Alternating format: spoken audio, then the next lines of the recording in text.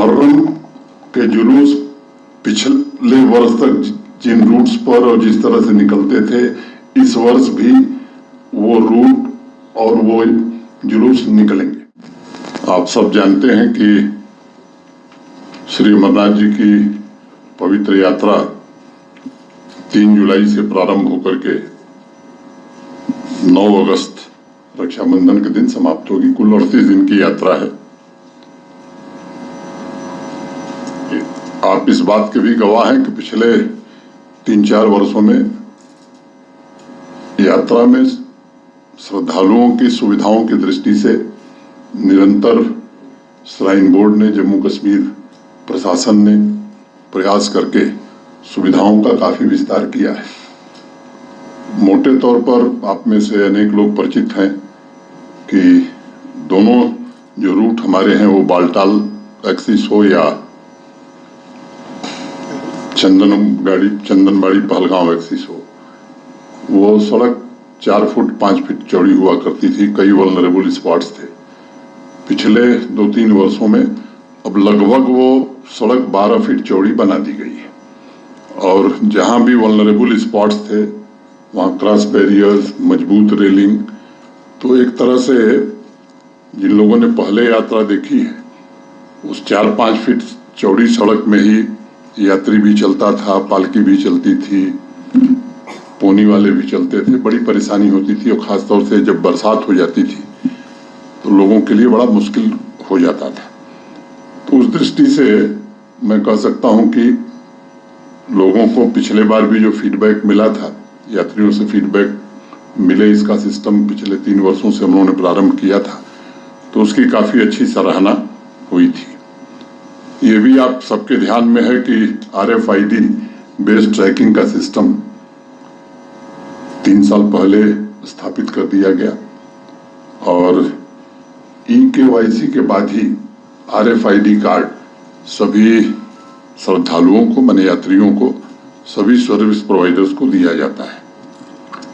Live feed के लिए high quality camera भी पूरी तरह से लगाए गए हैं। Integrated command and control centre एक राजभवन में चलता है और दूसरा पुलिस का एक सेंटर है जो निरंतर चलता रहता है।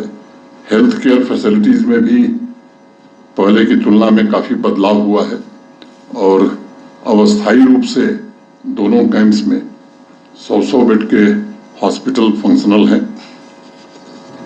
पावर सप्लाई के इंफ्रास्ट्रक्चर की मैं बात करूं तो पहले वहां ग्रिड पावर नहीं थी, अब बालटाल एक्सिस से पूरी तरह से ग्रिड पावर है और जो दूसरा रूट है पहलगांव चंदनबाड़ी वाला, वहां भी पंचतरनी तक, होली केप से पंचतरनी तक ये ग्रिड पावर उपलब्ध करा दी गई है। जो शेष हिस्सा है मैं उम्मीद करता हूं कि इस वर्ष उसकी भी स्वीकृति हो जानी चाहिए। स्वच्छता के मामले में भी उपलब्धियां मैं कहूं कि उल्लेखनीय रही हैं। पहले श्राइन बोर्ड ही स्वच्छता अभियान या स्वच्छता का काम देखता था। अब जम्मू कश्मीर का जो रूरल डेवलपमेंट डिपार्टमेंट है और अर्बन डेवलपमेंट डिपार्टमेंट, ये अपनी अपनी एरिया में पूरी तरह से स्वच्छता के काम से जुड़े रहते हैं और अब तो पिछले 2 वर्षों से कचरा मुक्त और सस्टेनेबल तीर्थ यात्रा यानी 0 लैंडफिल का लक्ष्य हासिल किया गया। अनेक प्रकार की अन्य सुविधाएं भी यात्रियों के लिए प्रारंभ की गई हैं, चाहे सूरैक हो, क्लॉक रूम हो, हेलमेट का डिस्ट्रीब्यूशन हो, ई-रिक्शा की भी सुविधा प्रदान की गई है और जो पशु हमारे या घोड़े या खच्चर जो चलते हैं उनके लिए पिछले साल से चारा की भी मुफ्त व्यवस्था की गई है। पवित्र गुफा पर प्रसाद के लिए सेल्स काउंटर बनाए गए हैं। खराब मौसम में भी यात्री ठीक से रह सकें, इसके लिए अस्थायी रूप से यात्री निवास का निर्माण भी दोनों स्थानों पर हो रहा है। हम उम्मीद कर रहे थे कि इस साल 30 जून तक पूरा हो जाएगा, लेकिन मुझे कुछ किन्हीं परिस्थितियों में 15 दिन काम बंद हो गया। मैं उम्मीद करता हूं कि बालटाल में तो लोग रुक पाएंगे। नुनवान में काम पूरा 100% नहीं हो पाएगा, लेकिन मेजर पोर्शन उसका भी पूरा हो जाएगा। नुनवान कैंप में जाते समय जो कन्वॉय हमारी आती थी जम्मू से, एक परेशानी होती थी कि 2 बार उनकी चेकिंग करनी पड़ती थी। वहां एक फुट ओवर ब्रिज बन गया है, अब एक ही बार चेकिंग के बाद कम समय में सारे लोग कैंप में पहुंच जाएंगे। पिछले साल 12 वर्षों में सबसे ज्यादा यात्रा 5,12,000 रही। इस वर्ष 22 अप्रैल के पहले बड़ी संख्या में रजिस्ट्रेशन हुए थे। 22 अप्रैल की दुर्भाग्यपूर्ण घटना के बाद रजिस्ट्रेशन में थोड़ी गिरावट आई, लेकिन फिर से अब वो पिछले वर्ष की तुलना में अगर मैं कहूं तो मोटे तौर पर 35-40 हजार पंजीकरण कम हुआ है। मैं उम्मीद करता हूं कि 10.19% it's less than last year, लेकिन अब वो रफ्तार बढ़ गई है। जो लोग 22 अप्रैल के पहले रजिस्ट्रेशन कराए थे उनसे दोबारा हमने रिक्वेस्ट किया कि आप अपनी यात्रा के बारे में कंफर्मेशन दीजिए।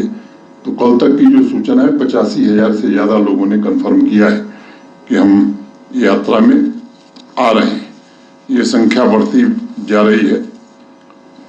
सुरक्षा की दृष्टि से भी जम्मू कश्मीर पुलिस, आर्मी और सीएपीएफ ने मिलकर के एक चाक चौबंद व्यवस्था सुरक्षा की दृष्टि से प्रारंभ से लेकर के और गुफा तक और सफल वापसी का किया है। चाहे वो एरिया डोमिनेशन हो, एमआरटीज की संख्या 3 टियर सिक्योरिटी बेस कैंप में लगाई गई हो, या डिप्लॉयमेंट का जहां तक सवाल है तो जेके पुलिस के भी ऑफिसर्स पहले की तुलना में ज्यादा डिप्लॉय हुए हैं। सीएपीएफ की कंपनी भी पहले की तुलना में ज्यादा है, और मैं कह सकता हूं कि मॉक ड्रिल इन लोगों ने अपनी पूरी कर ली है। इसके साथ साथ टूरिस्ट स्पॉट्स की सिक्योरिटी को भी सुरक्षा बलों ने काफी बढ़ाया है। तो मैं कह सकता हूं कि सर्विस प्रोवाइडर से लेकर के हर व्यक्ति का वेरिफिकेशन का काम भी मोटे तौर पर पूरा कर लिया गया है। लखनपुर से ही कन्वॉय का एस्कॉर्ट शुरू होता है, और आप सब जानते हैं कि भगवती नगर जम्मू से यात्रा शुरू होगी। आप सभी पत्रकार मित्रों का भी इस यात्रा में बड़ा सहयोग रहा है। आपके माध्यम से सभी श्रद्धालुओं से मैं ये आग्रह करना चाहता हूं कि हम व्यवस्था ऐसी कर रहे हैं कि सब लोग कन्वॉय के साथ ही आवें, ताकि वो सुरक्षित और सहूलियत से पहुंच सकते हैं। प्राइवेट गाड़ी से भी कोई आए तो उसका स्वागत है, लेकिन उनसे भी मेरा अनुरोध है कि कन्वॉय के साथ ही वो चलें। दूसरा, कई कारणों से विचार करके इस बार हेली सर्विस को बंद कर दिया गया है, और इसलिए हेली सेवाएं इस बार नहीं चलेंगी। कई नए इनिशिएटिव भी लिए गए हैं, जिसके बारे में आप जब पूछेंगे तो मैं बताऊंगा।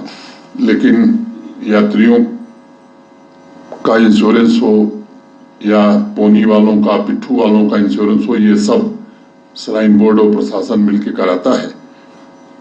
मैं जम्मू कश्मीर के सभी निवासियों से, विशेष रूप से कश्मीर के निवासियों से, जो परंपरागत रूप से इस यात्रा में पूरा सहयोग करते हैं, स्थानीय लोग भी, और बड़े उत्साह के साथ स्वागत करते हैं, वर्ष भर इंतजार करते हैं।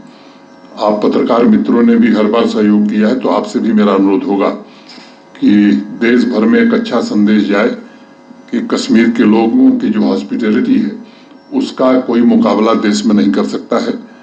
मैं समझता हूं कि मोटे तौर पर जो बातें थी हमने आपके समक्ष रख दी हैं, जैसा डायरेक्टर इन्फॉर्मेशन ने बताया है। अगर आपको कुछ लगता है कि इससे संबंधित आप सवाल लेना चाहते हैं तो आपका स्वागत है।